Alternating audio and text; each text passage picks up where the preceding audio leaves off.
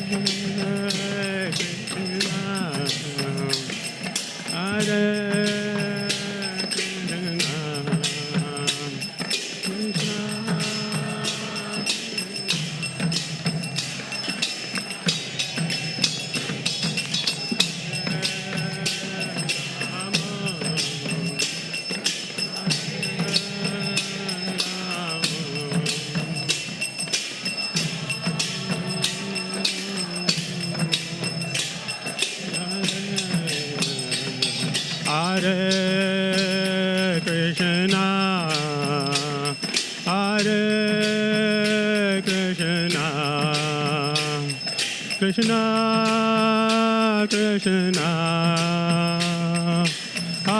Hare Hare, Hare Rama, Hare Rama, Rama Rama, Hare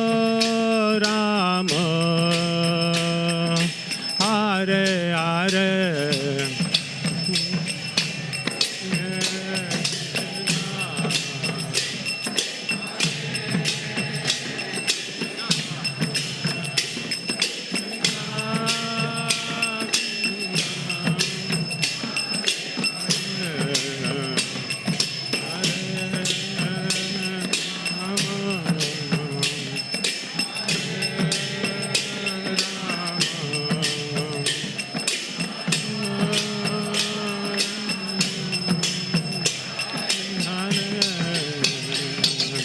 Hare Hare Krishna, Hare Krishna, Krishna Krishna, Hare Hare, Hare Rama, Hare Rama, Rama Rama, Hare Hare. Hare Krishna, Krishna Krishna, Hare Hare, Hare Ram, Ram Ram, Hare Hare, Hare Krishna, Krishna Krishna.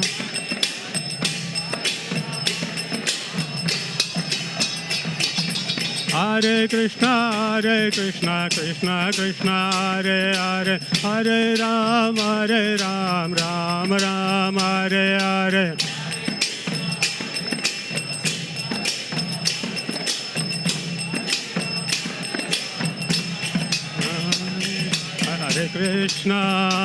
Hare Krishna, Krishna Krishna, Hare Hare, Hare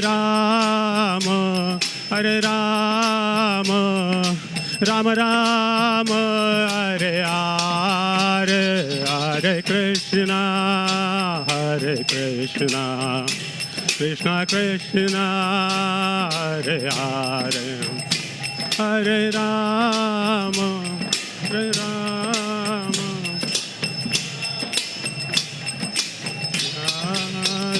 Hare Krishna, Krishna Krishna, Hare Hare, Hare Rama, Rama Rama, Hare Hare, Hare Krishna, Krishna Krishna, Hare Hare, Hare Rama,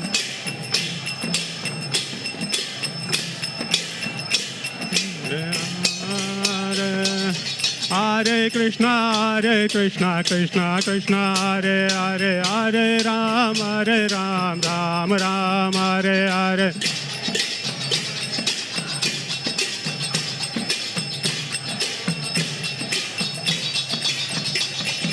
Hare Krishna, Krishna Krishna, Hare Hare, Hare Ram, Ram Ram, Hare Hare.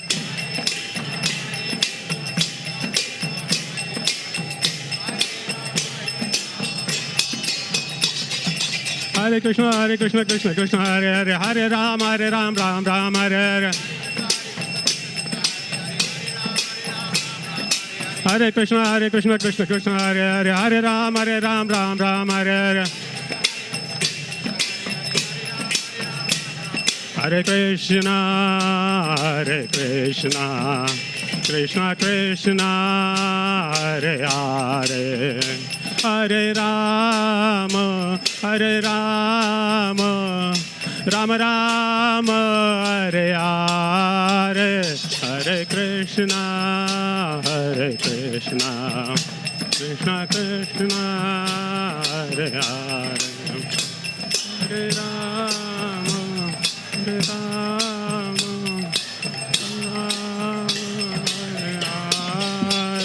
Hare Krishna, Krishna Krishna, Hare Hare, Hare Rama, Rama Rama, Hare Hare.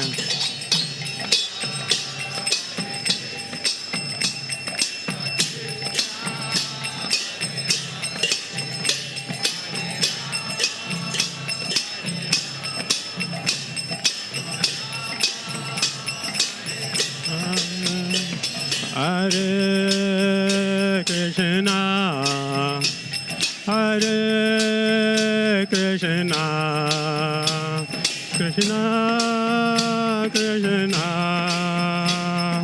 Hare Hare, Hare Rama, Hare Rama, Rama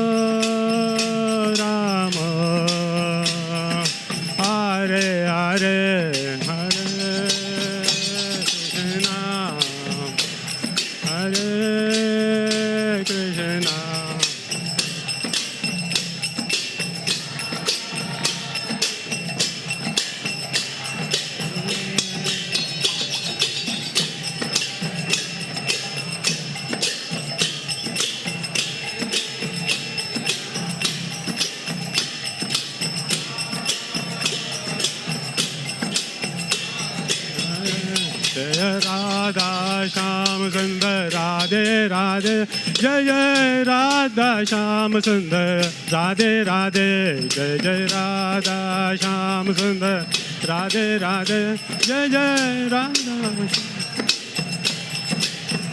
Jai Jai Radha Sham Sundar, Radhe Radhe, Jai Jai Radha Sham Sundar, Radhe Radhe, Jai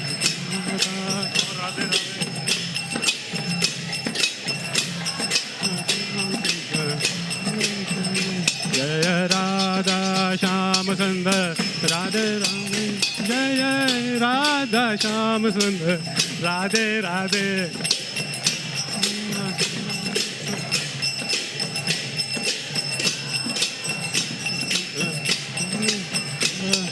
Radhe Sham, Radhe Sham, Radhe, Radhe Radhe Sham, Radhe Sham, Radhe Sham, Radhe, Radhe Radhe Sham, Radhe Sham, Radhe Sham, Radhe, Radhe Radhe Sham, Radhe Sham, Radhe, Radhe Radhe Sham.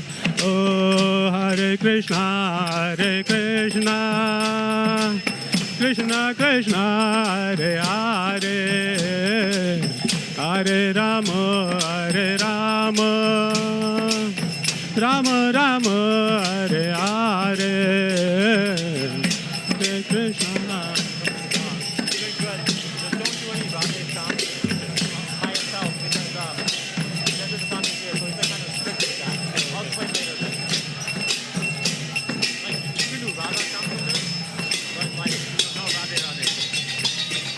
Jaya Radha Sham Sundar.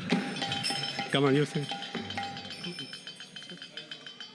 Because that is how I prepare. Yeah. Yeah, Arati is done. You continue next, whatever. Help me.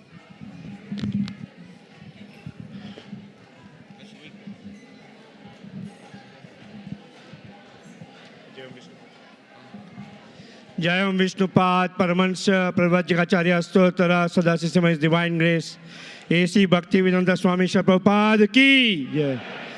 Jayam Vishnupad Paramahansa Pravajikacharya Stotra Sadasisima His Divine Grace Bhakti Siddhanta Saraswati Maharaj Goswami Prabhupada Ki Jai. ISKCON founder Acharya His Divine Grace A.C. Bhaktivedanta Swami Prabhupada Ki Jai. आनंद कौटी वैष्णविंद कीजिए नामिचा रविदास ठाकुर कीजिए प्रेम से कहा श्री कृष्ण चैतन्य प्रभु नित्यानंद श्री अद्वैत गदाधर शिवासादि गौर भक्तवृंद कीजिए श्री श्री राधा कृष्ण गोप गोपीनाथ श्याम कुंड राधा कुंड गिरिगोवर्धन नाथ जी कीजिए वृंदावन धाम कीजिए मायापुर नवद्वीप धाम कीजिए नीलाचल क्षेत्र से जगन्नाथपुरी धाम कीजिए भक्ति देवी कीजिए गंगामय कीजिए यमुनामय कीजिए श्रीमती तुलसी महारानी कीजिए बृहत मिंदंगा ट्रांसलेटर बुक डिस्ट्रीब्यूशन कीजिए हरिनाम संकीर्तन कीजिए गौर प्रेमानंदे Hari Hari Our glories to assembled devotees. Our glories to assembled devotees. Our glories to assembled devotees. Our glories to Sri Sri Guru and Gauranga.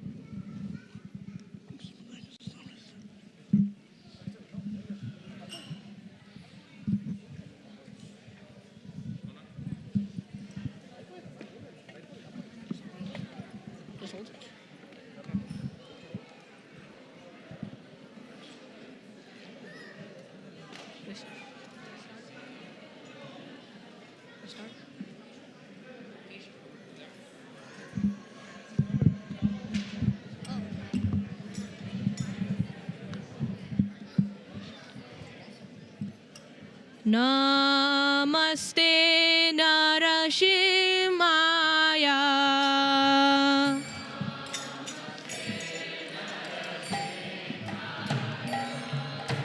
Namaste Narashimaya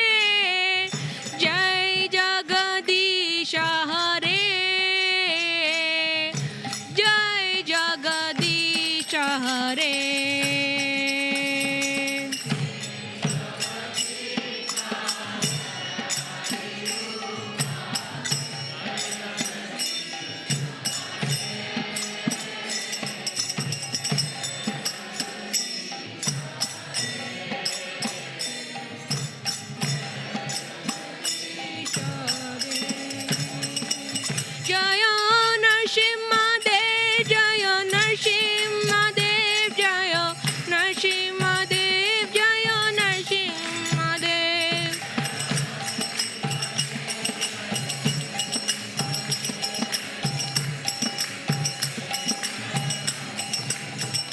Jaya Prahlad Maharaj Jaya Prahlad Maharaj Jaya Prahlad Maharaj Jaya Prahlad Maharaj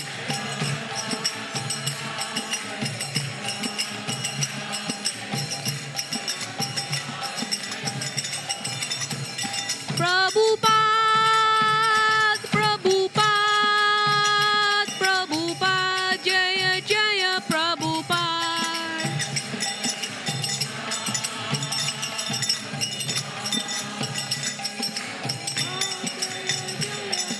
Nitai Gora Hari Bol Hari Bol Hari Bol Nitai Gora Hari Bol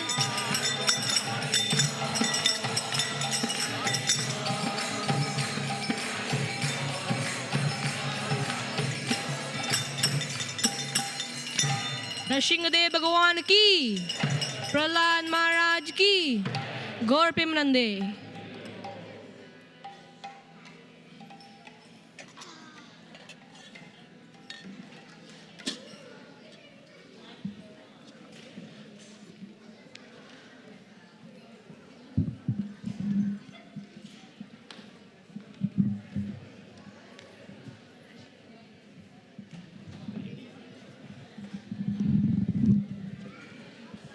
Hare Krishna.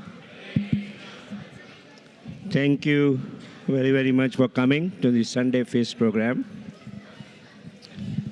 Everybody can move forward.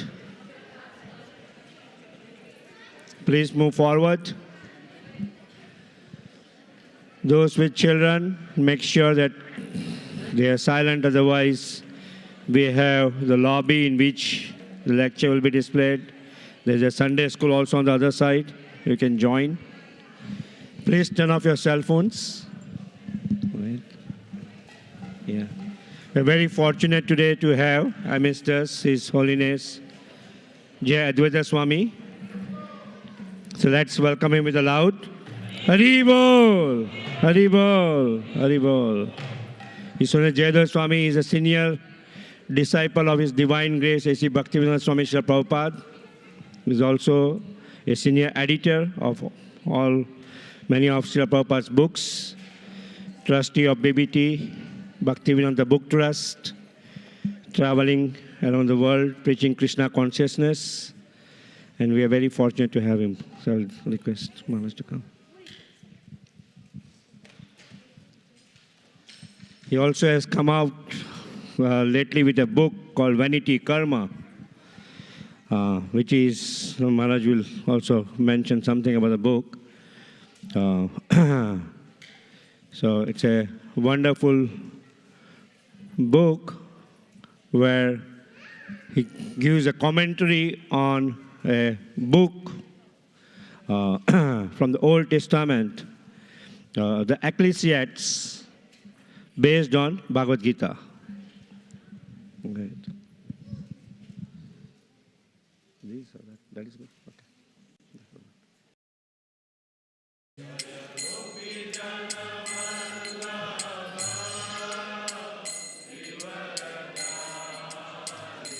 Jaya Gopi Jana Vallabha Giripar Dhari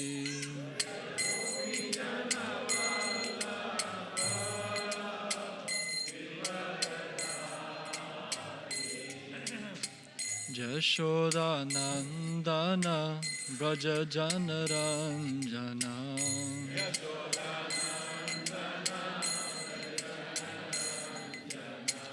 Jashoda Nandana Braja Jana Ranjana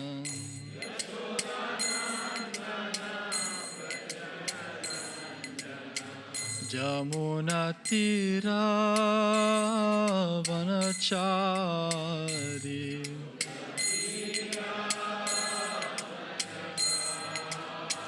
Jamuna Tira Vanachari Chari.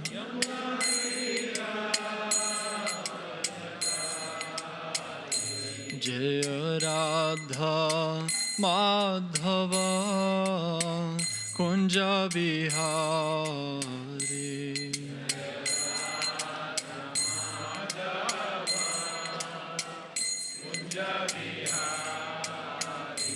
Jaya Radha Madhava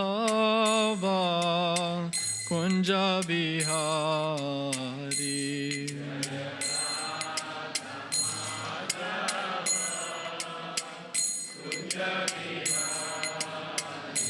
Jaya Radha Madhava Kunja Bihari.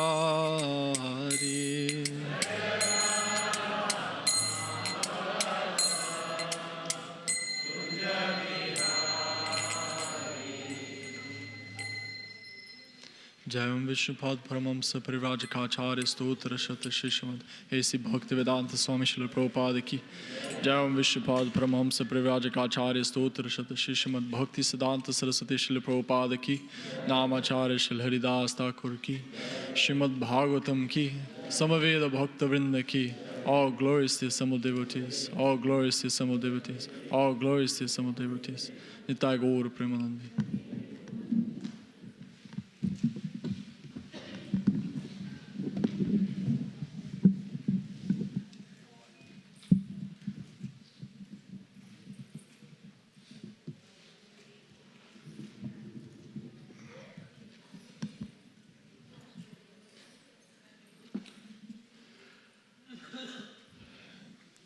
Hare Krishna. Good. Thank you all for coming.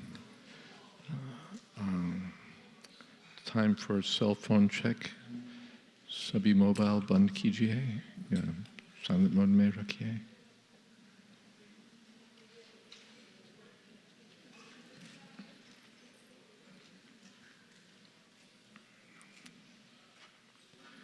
We'll read something from Srimad Bhagavatam. This is from the first canto. And we'll speak from this verse because I was talking about it while we were driving up here in the car.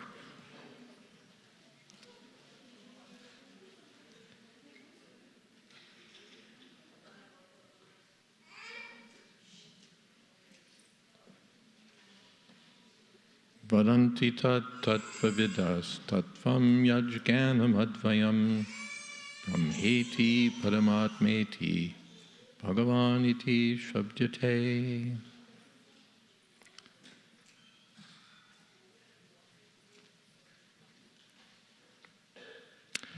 Learned transcendentalists who know the absolute truth call this non-dual substance Brahma, Paramatma, or Bhagavan.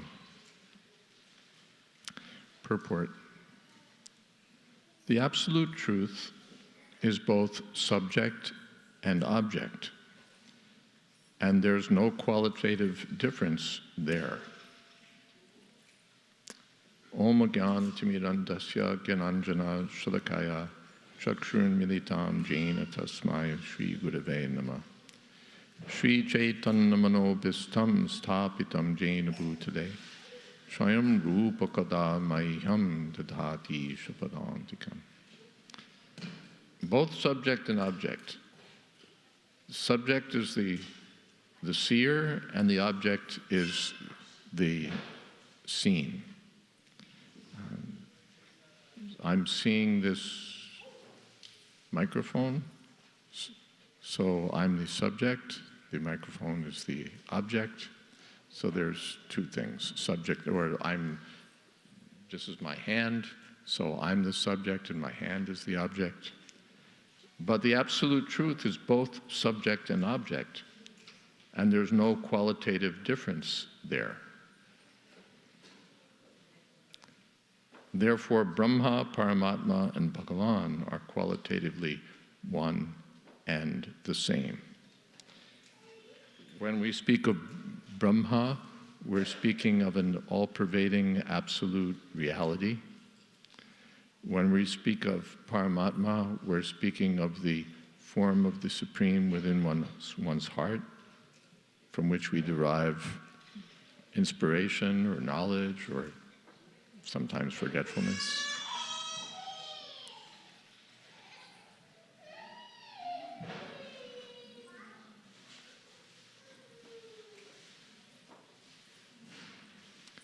And when we speak of Bhagavan, we're speaking of the personality of Godhead, or Krishna. Brahma, Paramatma, and Bhagavan are qualitatively one and the same.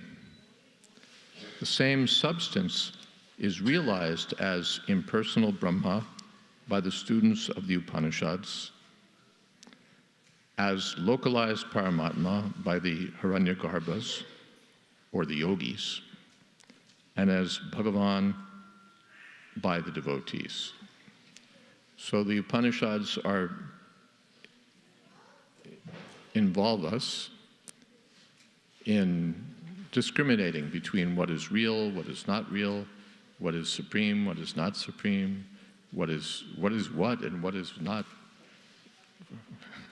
what is this and what is not this. The Upanishads very carefully try to lead us on the path of discrimination between what is real and what is only apparent. So by the process of that Upanishadic journey, one realizes the absolute as an all-pervading reality, or Brahma. Eka Brahma Dutiya Nasti. There's only Brahma, the absolute. And then the yogis, those who are practicing not the weight-saving, weight-losing yoga, but the serious transcendental discipline of yoga, are able to still the mind and actually find the Paramatma, or the source of knowledge within one's heart, as the super soul, or God manifest within the heart. And those who take to the path of bhakti, or devotional service, realize the same absolute truth as Bhagavan, or the personality of Godhead.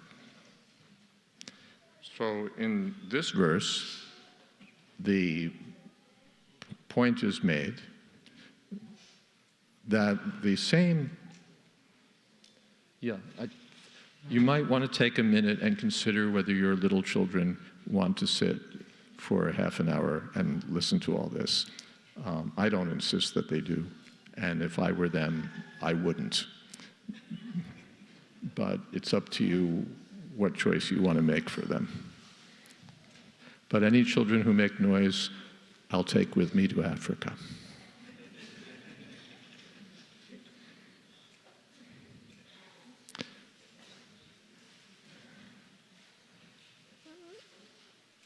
Okay.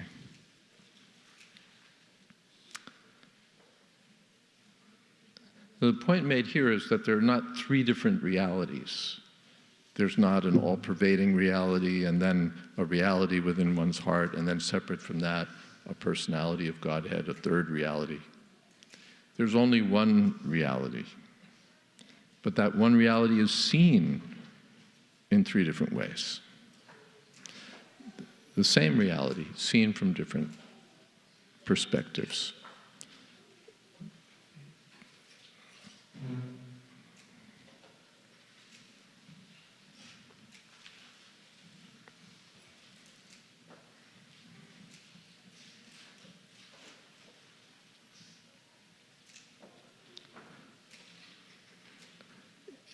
If a train were coming down the tracks, you would see first just a light in the distance.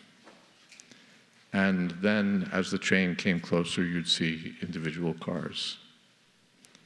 And then, if the train came still closer, or if you were to get on the train, you'd see the individual passengers, the seats, all the lights and everything else, that the luggage racks. But it's the same train. It's not that there's one thing that appears as a light and another thing that appears as cars and a third thing that has seats and luggage racks and people. It's the same train seen from three angles. We all say, I see a train. But one person sees a light, another person sees a locomotive and cars, and a third person sees passengers and seats and luggage racks and so many things. So here the Bhagavatam says, it's one truth, and there's no point arguing about it. Some philosophers say, absolute is impersonal. Others say, no, the absolute is personal. Others say, you have to look within, God is within. And here the Bhagavatam says, we're talking about the same reality. We're arguing about the same reality, but we're seeing only the same thing in different ways. But then Prabhupada says, let's see.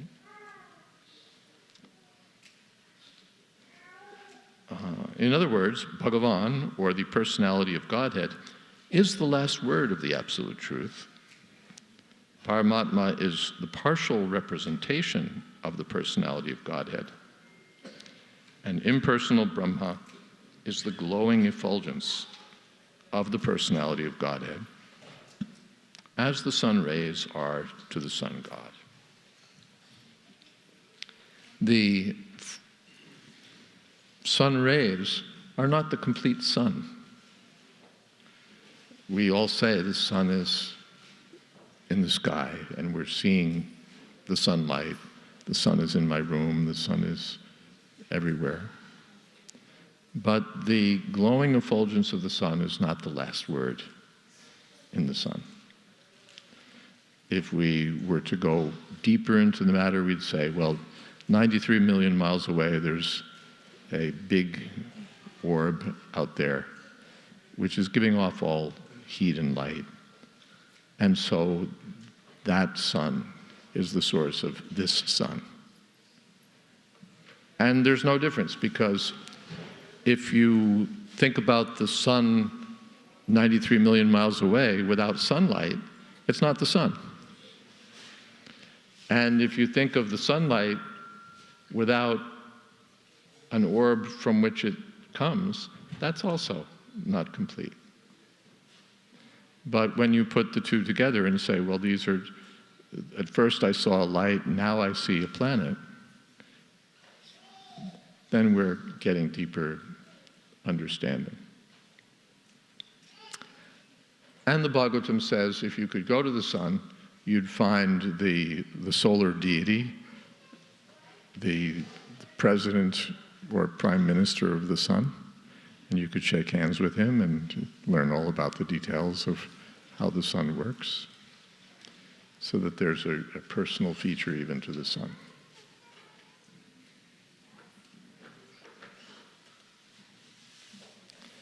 Less intelligent students of either of the above schools sometimes argue in favor of their own respective realization. But those who are perfect seers of the absolute truth know well that the above three features of the one absolute truth are different perspective views seen from different angles of vision. As explained in the first sloka, the first verse of the first chapter of the Bhagavatam, the supreme truth is self-sufficient, cognizant, and free from the illusion of relativity. Self-sufficient, svarat, and abhigya, cognizant, and nirastakua, free from illusion, free from duality. In the relative world, the knower is different from the known. Everything's relative to something else. But in the absolute truth, both the knower and the known are one and the same thing. In the relative world, the knower is the living spirit or superior energy, whereas the known is inert matter or inferior energy. Therefore, there's a duality of inferior and superior energy. Whereas in the absolute realm, both the knower and the known are of the same superior energy. So in the material world, we have what's called the world of duality, the Dvaita world, the world of duality. Everything's relative to everything else. Everything is conditional, dependent on something else.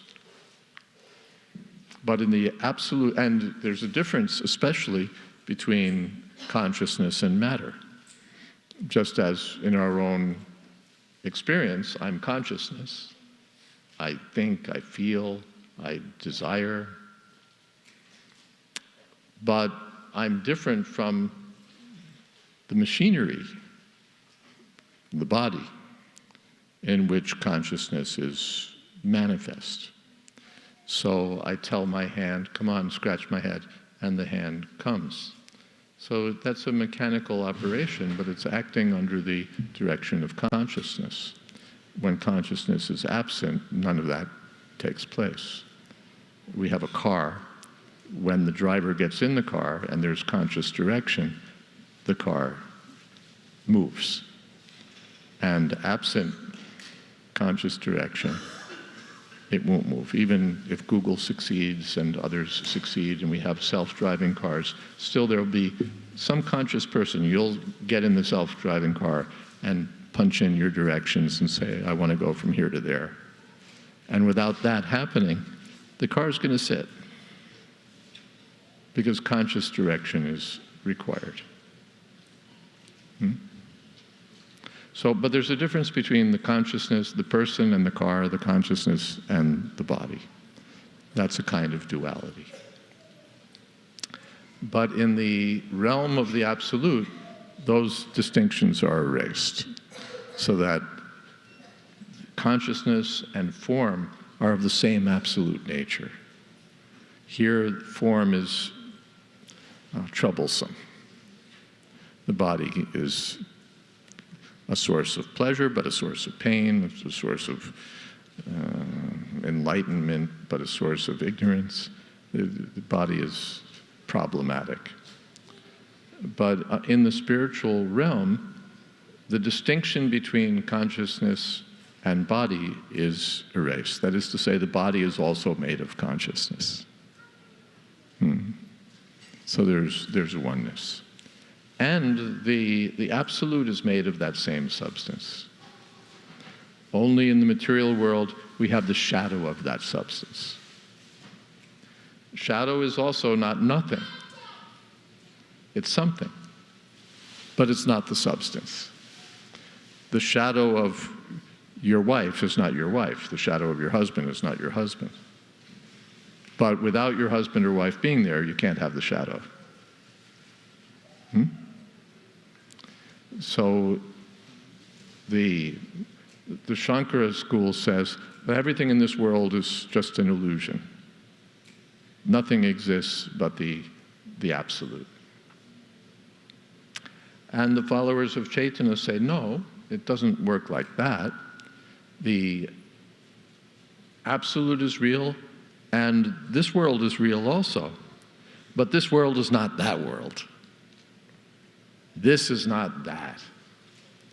The shadow of my self is not myself. The shadow of a tree is not the tree. But it's not nothing. It's something. It's just not what we think it is. If we think that we're going to get fruits from the shadow of the tree, we're going to be disappointed.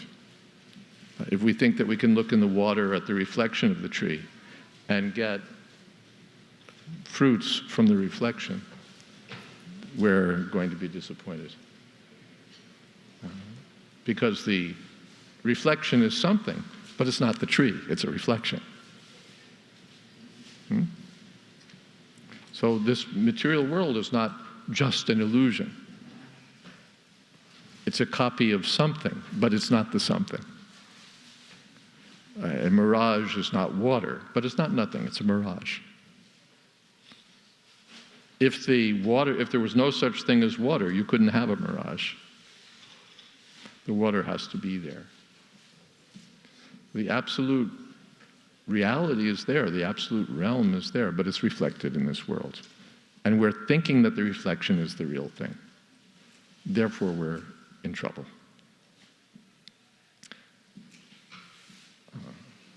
There's no difference between, okay, let's see. There are three kinds of energies of the supreme energetic, or source of energies. There's no difference between the energy and the energetic, but there's a difference of quality of energies. In a fire, you get different energies. You get heat, you get light.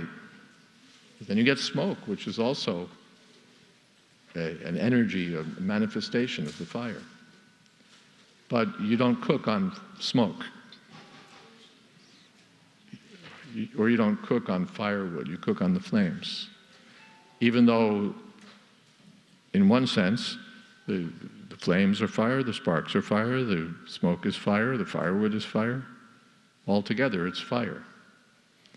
But the oneness of all of these things shouldn't mislead us into thinking that there's no difference between smoke and flames.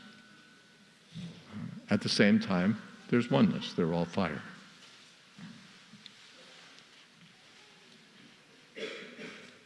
So there's no difference between the energy and the energetic, but there's a difference of quality of energies. The absolute realm and the living entities are of the same superior energy, but the material world is inferior energy. The living being in contact with the inferior energy is illusioned, thinking he belongs to the inferior energy. Therefore, there's the sense of relativity in the material world.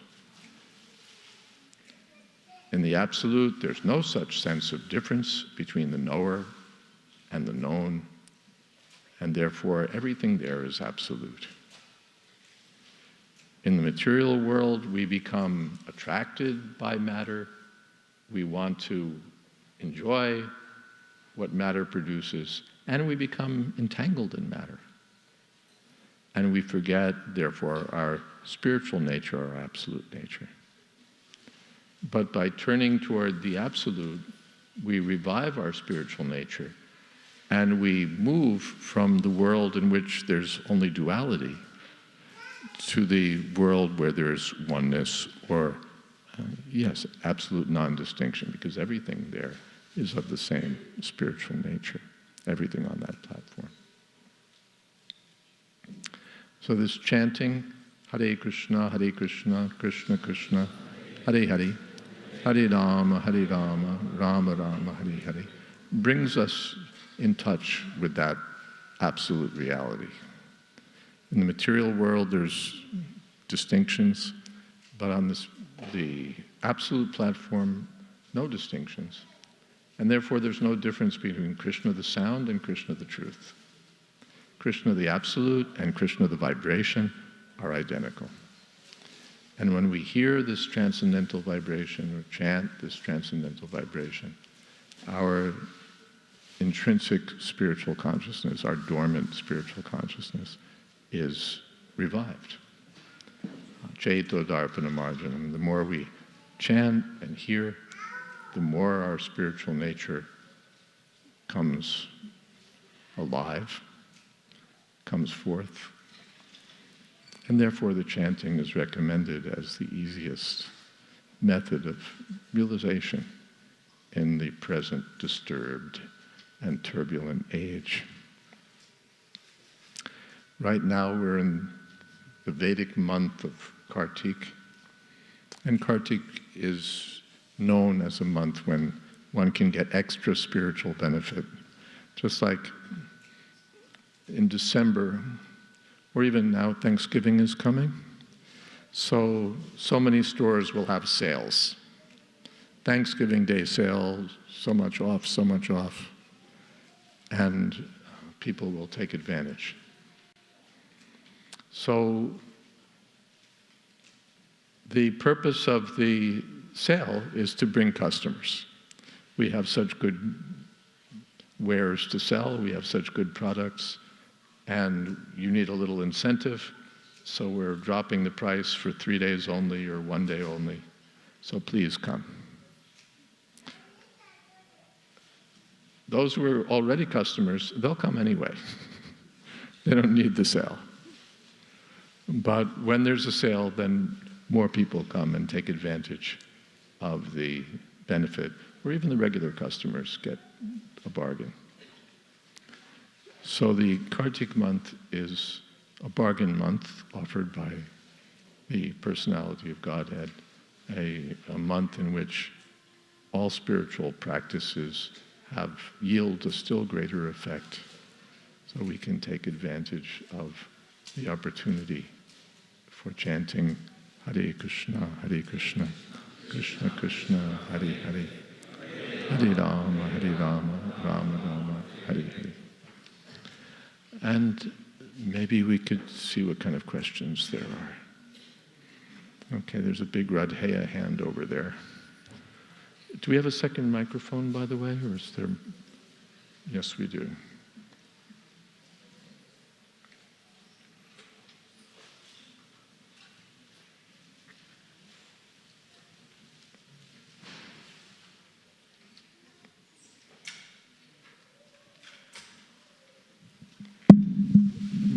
Hare Krishna.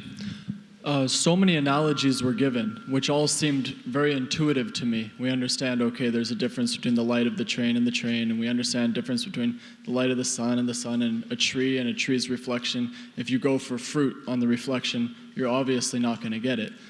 And then suddenly there's this big philosophical leap. There's a big leap at the end where suddenly we're drawing the analogy and we're saying that the absolute truth and the material reflection, that you don't actually get the fruit in the material reflection.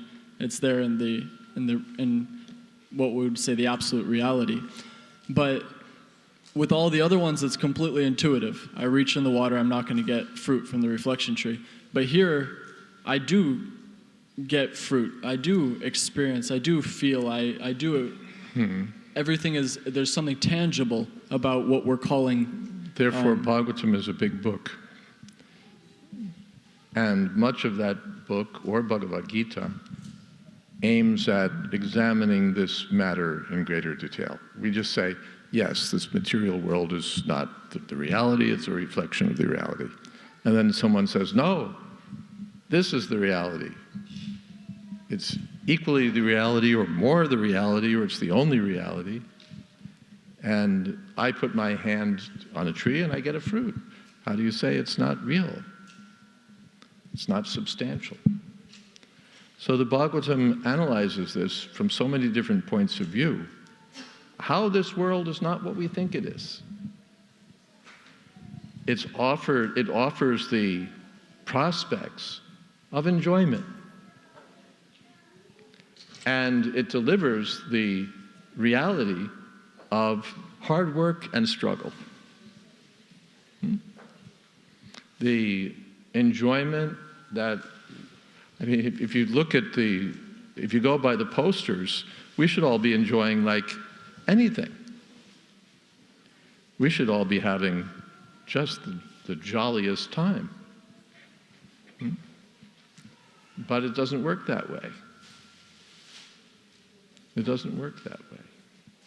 Like, okay, now I'm 65, 67. So I remember from when I used to watch television and all those things, these are the golden years.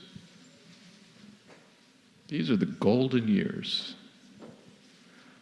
So what are those golden years? My back is in spasms.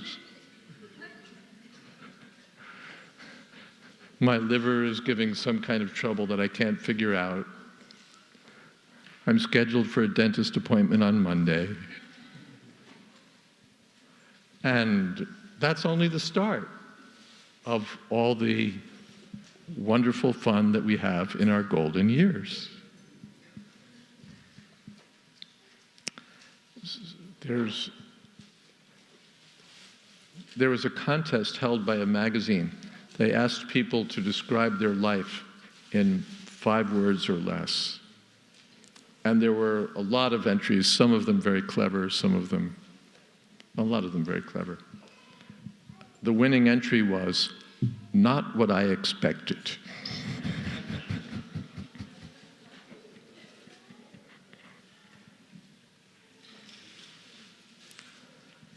And it's not what we expected because we didn't read Srimad Bhagavatam first. In Srimad Bhagavatam, we get, what does it say? Vejam vastavam atra vastu shivadam. Vejam vastavam. One gets knowledge of what's real and what's not real. The two are distinguished for our benefit. Because when we go for something that's only seems to be something and isn't, we wind up in trouble. The deer didn't know that the mirage isn't water. And so the deer goes out into the mirage and dies. The kid didn't know that drugs were what everybody was telling him drugs were. And so he messes up his life.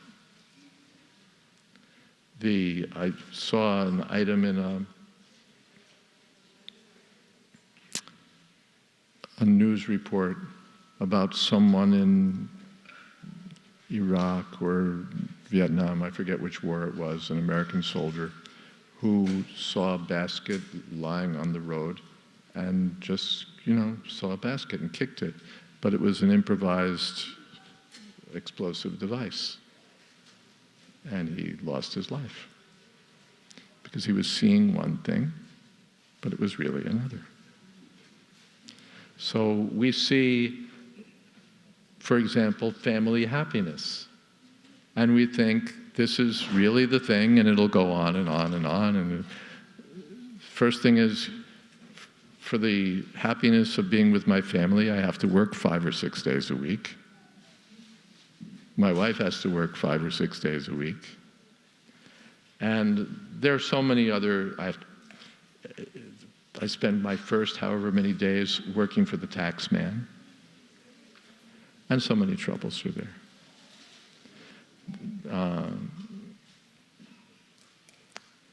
There was a little booklet for teaching spelling and grammar to students in North India. It was part of the Hindi syllabus in UP. And I had a copy at one time but didn't save it. But it ended with a little poem. And in the poem it talked about Hamar Nitya Sukhi Parivar, which our forever happy family. Nitya Sukhi Parivar. But if you really get in on that Nitya Sukhi Parivar, first of all, there's so many fights and arguments, and so many disappointments, and so many troubles. And even if our family is just wonderful and everybody, this is like from Disney, everybody just gets along fine, and it's just cotton candy and popcorn for forever. But finally, it's over. Someone dies, someone else dies, the next one dies. The Bhagavatam gives the example that we're coming together like families, like little pieces of stuff floating in the ocean. And the waves bring us together, and then we float along, and we're a family. And then the waves gradually pull the little pieces apart, and then we're not a family. And someone dies and goes to the next body, new family. Someone else dies, goes to the next body, new family. Even if we don't think there's a next life, anyway, we leave the family. So the Nitya Sukhi Parivar is essentially an illusion. It's probably not all that sukhi, and it's definitely not nitya, not permanent. In fact, Krishna says, anityam asukam lokam. The material world is asukam, full of miseries, dukkhalayam. And someone says, no, you're just being negative, you've got this, you're always seeing the glass as half empty instead of half full, you've got this distorted view of life where you don't appreciate the good things.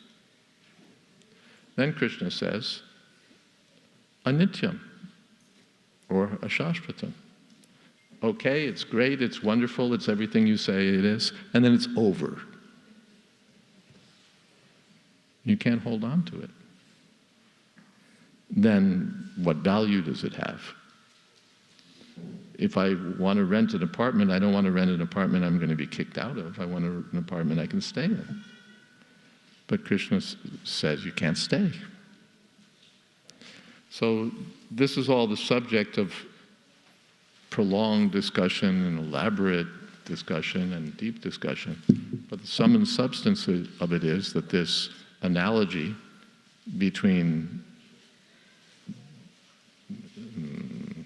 mirages or whatever you might want to have and this world is endorsed by thoughtful people who have considered the matter deeply and give good reasons. Something else?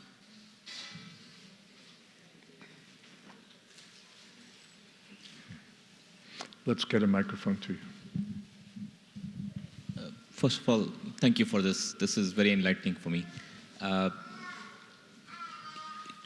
we to understand that there is the two... So that microphone works when you hold it unhygienically close. Sorry. Very close, and just speak right into it. There you go. Okay. So are we to understand that there is an inferior world and a superior world? Yeah, there are two different worlds. We see this world as everything. But according to Bhagavad Gita, this is the shadow of the real world. It's not the real world. Parastasmad tu babonyo vyakto vyaktat sanatana. In the Vedic terminology, real means permanent. And here nothing is permanent. So Krishna says this is the reflection or shadow of the factual reality, where there's everything that there is here, but in perfect form, or untouched by relativity, by misery, by duality. Everything is there, but without this distinction between matter and spirit, which causes the problem. I'm spiritual, so I want to live forever. Even a little cockroach wants to live forever, because that's its nature. It's a living being. Living beings want to go on living, because that's their natural quality, to be everlasting, to be permanent. And then you get this body, which lasts for 15 minutes, an hour, 2 years, 10 years, 100 years, and it's over. And which causes so much trouble before it's over. So there's this mismatch between the two components. One is permanent, one is temporary. One is full of knowledge, the other is inert. It has no consciousness unless something supplies it, something else supplies it. So there's this mismatch. Like right now I'm having back problems.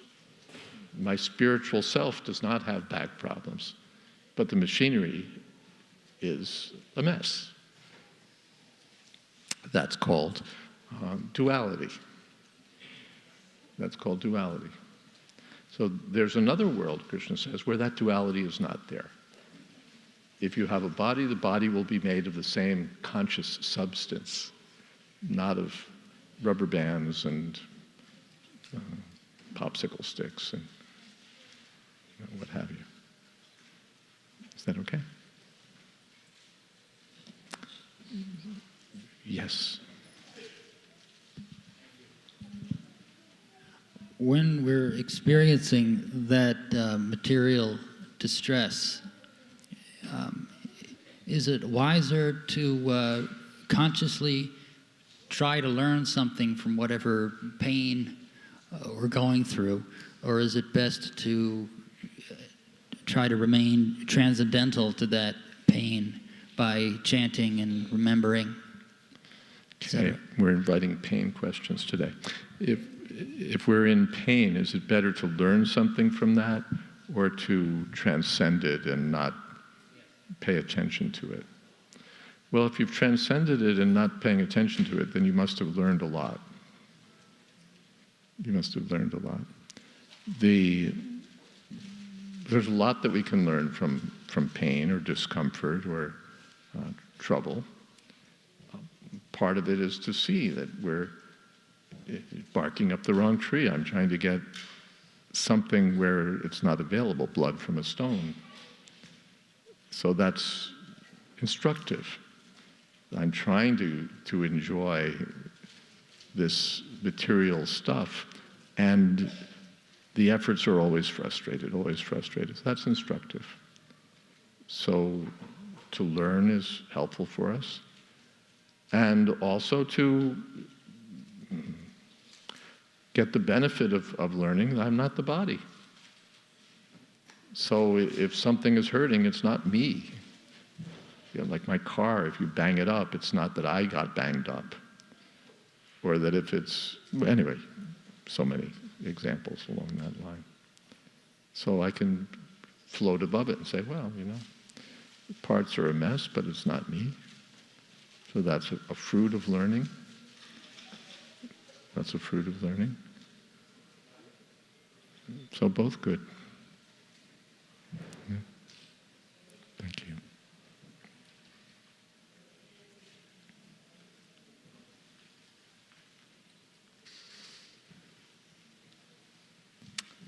Was there another question?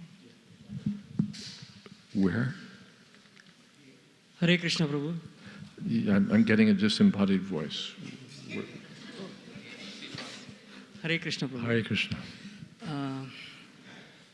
In this material world, how can we understand what is a sin and what is a non-sin?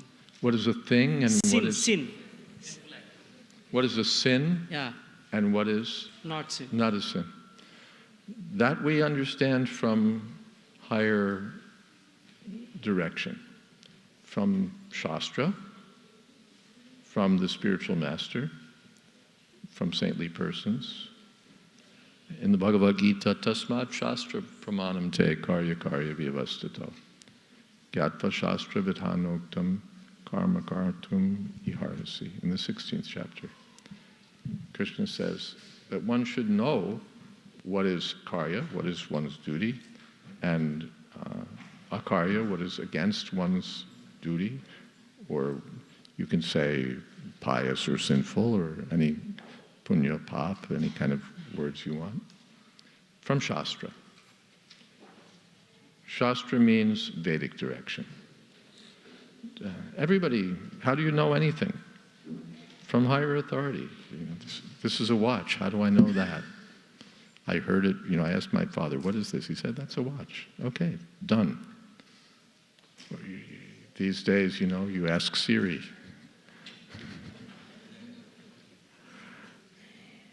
And you accept that, yes, I got an answer from a knowledgeable source. You want some medical knowledge, you go to the doctor. You want knowledge about something, you go to the authority. And sure, you can research it for yourself, but that will take a lot of time, and you run the risk of being very wrong. After all that research, you got the wrong conclusion. This is a tomato. So of course, you approach a bad authority, you'll get the wrong answer.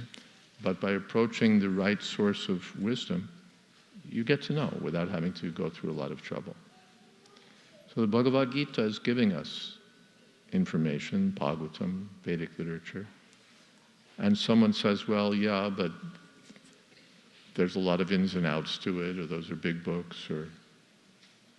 So then the spiritual master is there, the spiritual teacher. I read a very good essay on surgery by an Indian doctor, as it turned out. Quite a well-known person, but whose name I forget. And he was talking about how you learn surgery from the books, but then finally you get in there and you're doing A and you're doing B and you're doing C, but it's not exactly always working out the way you thought it was. And so you have a surgeon above you who's watching you and saying, no, push that a little deeper. And you got to do this first. And so he's guided. It's not just theoretical knowledge that's picked up in the book or even in the classroom. He has a personal guide who's saying, okay, do it this way, do it this way, do it this way, do it this way. And when he becomes more expert, then still there's a guide. And someone says, well, my spiritual master is not always there to tell me. Well, then there are other self-realized people, saintly persons, sadhus. They can give me, who are they? They're the experts in Vedic knowledge. Not just my own professor, but other professors, other experts. They can tell me. So Guru, Sadhu, and finally Shastra. Is that all right? Yeah? Okay, thank you.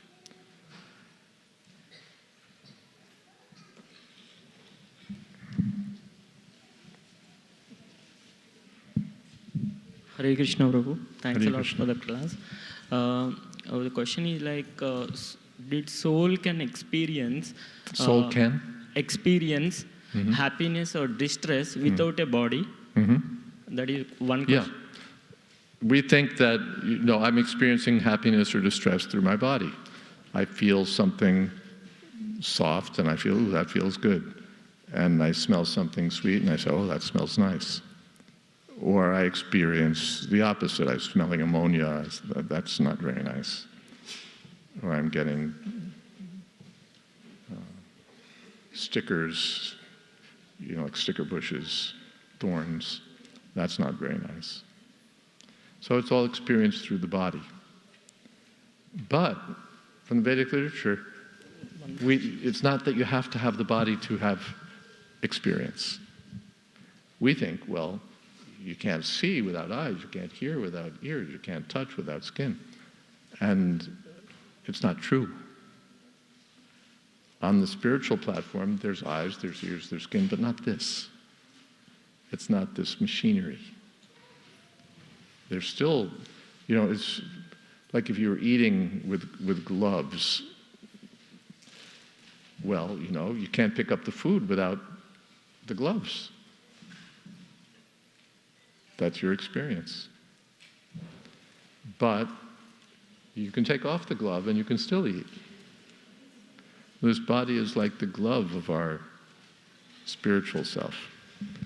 And we think that, well, without the glove, how could I function? No, you function fine. Is that all right? Yeah, and next question is... Avidyayam mrityam tirtva vidyayam mritam ashnate. Yeah, once we go back to Godhead in the Vrindavan, spiritual world.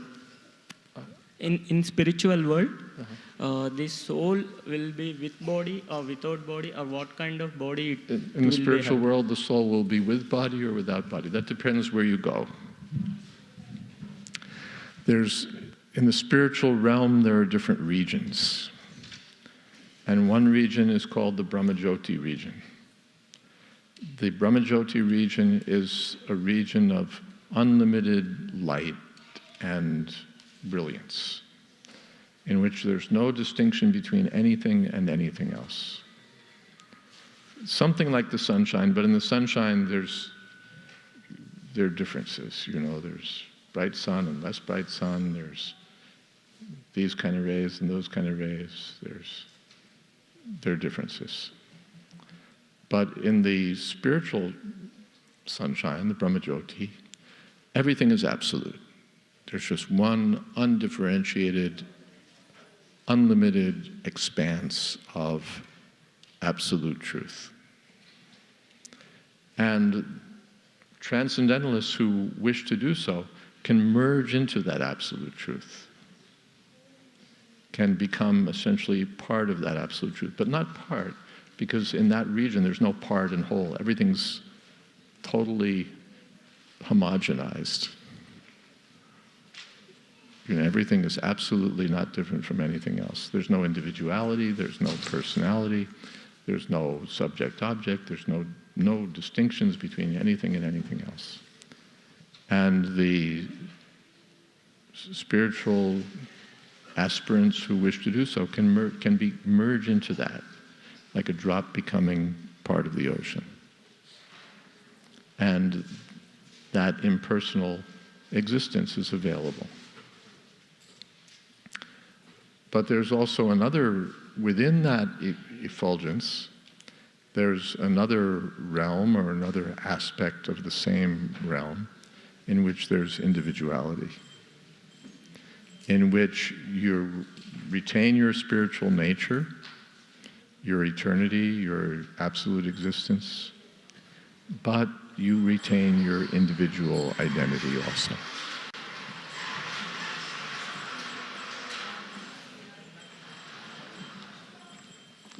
And there's experience, there's love, there's exchanges between one and another, but they're all on the spiritual level.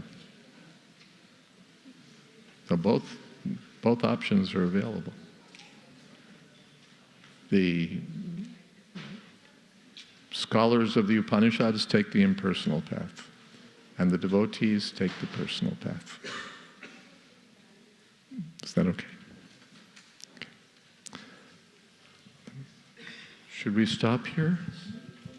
One more question? On the ladies' side, there's a question. Good. Hare Krishna And Gail Maharaj. is here. We could have 50 more questions and go on for... Yes. Thank you for being here.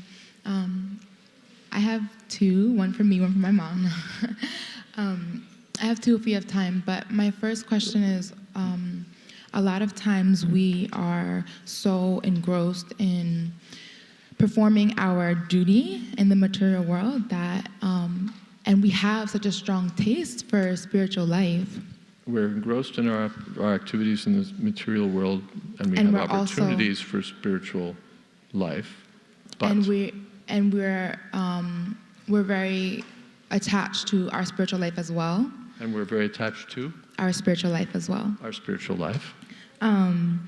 But a lot of times, because we're not in like constant sadhu sangha Monday through Friday, those influences can a lot of times take away the inspiration to kind of be Krishna conscious. Okay. So how is there like a process for seeing? Although we're in the material, although our aspirations are spiritual and we have spiritual association, we forget or become, what's the word? We lose energy and miss the opportunities. So what to do about that? That's your question? Yeah, like what's the process for seeing how to see Krishna in everything, even when we are how to see Krishna as everything, even when we're material world off on our own. Yes, exactly. That's the bhakti yoga process. It's not just a process of coming to a gathering like this and getting all spiritual and enlivened and then going back home and forgetting it all. It's a technique for always remembering Krishna and never forgetting Krishna. Smartavyam satadam Vishnu vismartavyam najatacha. There's a technique for that. There's a process for that. And by following the path of bhakti yoga, whether at home or in an ashram or at work, we can make our life successful. We can dovetail or plug everything in to our spiritual aspirations, even though we're outwardly engaged in ordinary affairs. It's just a matter of technique and training. Is that okay? Thank you. I guess like material life can be very draining, you know. Material life can be very draining. And yes. so even when you have like a spiritual practice on a regular basis, it's almost like the enthusiasm for it can be like. Well, it's what it's up to you. It's not easy. On one side it's easy, on the other side it's not going to be like the lion lying down on the path and the deer just walking in. You have to do something. And for the lion, there's work. You got to go out there and find those deer and chase them down. And I won't go into all of it, but it's not that we just sit there and wait. Even Krishna told Arjuna that you have to fight this battle. Don't expect me to fight it for you. Not that, Prabhupada said, not that you'll go, that I'll win the battle for you. You just go off somewhere and smoke ganja and I'll do everything. But learn the technique. Mamanusmara yujacha. Think of me and fight. So we have to learn those techniques from Bhagavad Gita, from the spiritually advanced devotees. And then, all right, it's draining. Therefore, we should keep the association of the devotees so that we don't get drained out. And we should avoid the materialistic activities that have no purpose and that do drain us.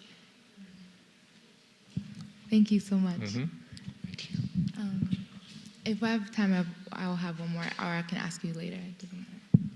If you have time, you'll talk Ask to me? one more. Does she have time? One more, okay. Okay, it's simple. The question is, I've heard it said that in our spiritual relationships, when we have relationships with devotees, that they proceed on after this life. In the spiritual world, relationships persist after this life. In the spiritual world, is that correct? In the spiritual world. Yes and no.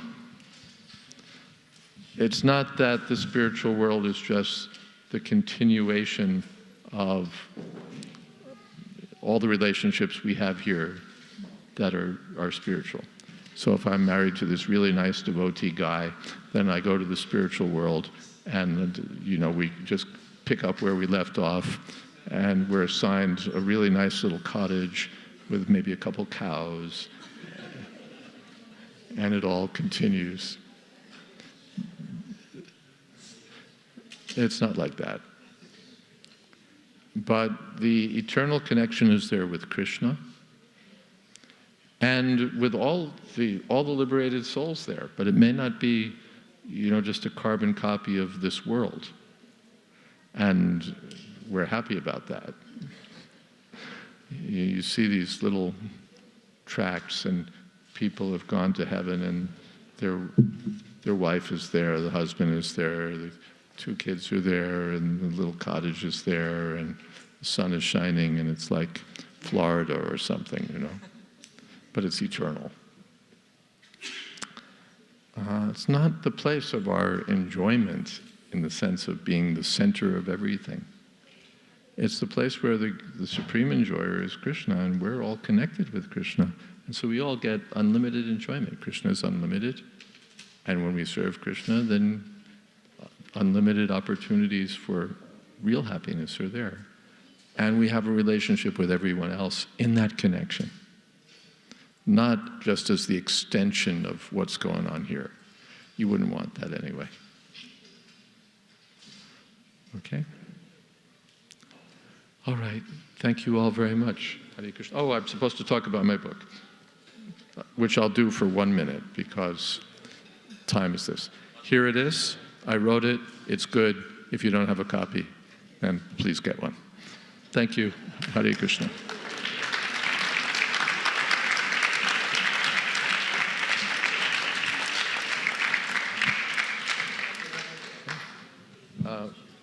We can talk separately. If you have any other questions, you're welcome. I'm here for a while. Thank you. Hare Krishna. So let's again thank His Holiness Jayadvaita Swami Maharaj with a loud Hari Bol! Hari Bol! Hari Bol! Maharaj will be around, so if you have any questions, you can ask him later on. Also, we would like to welcome Maharaj's sister, Toby. She's also here after a long time. So let's welcome her with a loud Hari Bol! Hari Bol! And her friend Jennifer is also here. And her friend Jennifer is also there. So let's also welcome her with a loud Hari Bol! Hari Bol! Hari Bol! Is anybody coming here for the first time?